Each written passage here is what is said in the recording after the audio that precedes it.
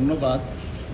আপনারা জানেন 2015 সনে বিএনপির ভারপ্রাপ্ত চেয়ারম্যান, তৎকালীন সময়ের সিনিয়র ভাইস চেয়ারম্যান, বর্তমানে যিনি বিএনপির ভারপ্রাপ্ত চেয়ারম্যান হিসেবে দায়িত্ব পালন করছেন, তার কোনো বক্তব্য যেন টেলিভিশন সহ সকল প্রকার গণমাধ্যম এমনকি সোশ্যাল মিডিয়াতে প্রচার না হয়, সেই মর্মে হাইকোর্ট থেকে একটা রুল ইস্যু হয় এবং ইন্টিরিয়াম একটা অর্ডার দেওয়া হয় যেন জনাব তারেক রহমান সাহেবের বক্তব্য বাংলাদেশে প্রচারিত না হয়, including social media, all platform.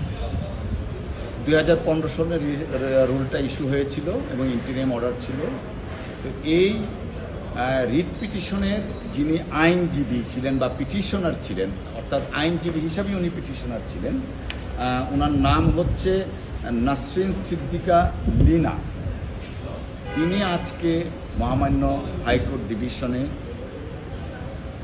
আসেন এবং এসে, আজকে মামলাটা লিস্টে ছিল সেই রিট পিটিশনটা, তিনি এসে আদালতে বলেছেন যে এই রিট পিটিশনটা তিনি আর চালাতে চান না, নন প্রসিকিউশন করতে চান।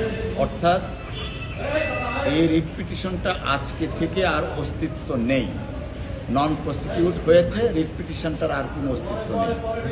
এর মধ্যে মাননীয় আদালত বলেছেন আজকে থেকে জনাব তারেক রহমান সাহেবের উপরে ওনার বক্তব্য প্রচারের ক্ষেত্রে যে নিষেধাজ্ঞা ছিল তা আজকে থেকে আর কার্যকরী নয়। যে নিষেধাজ্ঞাগুলো জারি করা হয়েছিল সেগুলো রিকল করে ভ্যাকেট করে দিয়েছেন এবং রিট পিটিশনটাই শেষ করে দিয়েছেন।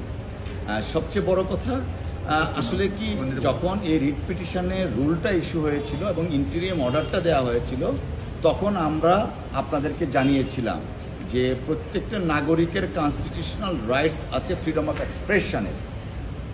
সেই কনস্টিটিউশনাল রাইটসটাকে ইনফ্রিঞ্জ করে রুল ইস্যু হয়েছিল। আমরা আজকে মনে হচ্ছে যে ন্যায় বিচার পেয়েছি।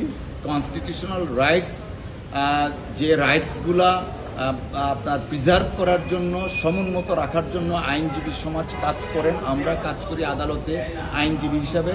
আজকে সেই রাইটসটা প্রিজার্ভ হয়েছে এবং বিএনপির ভারপ্রাপ্ত চেয়ারম্যান জনাব তারেক রহমান সাহেব অফিসিয়ালি সব ধরনের বক্তব্য, বিবৃতি আপনাদের টেলিভিশন, পত্র পত্রিকায় সব জায়গায় আপনারা এখন থেকে প্রচার করতে পারবেন। আইনগত আর কোনো বাধা থাকলো না।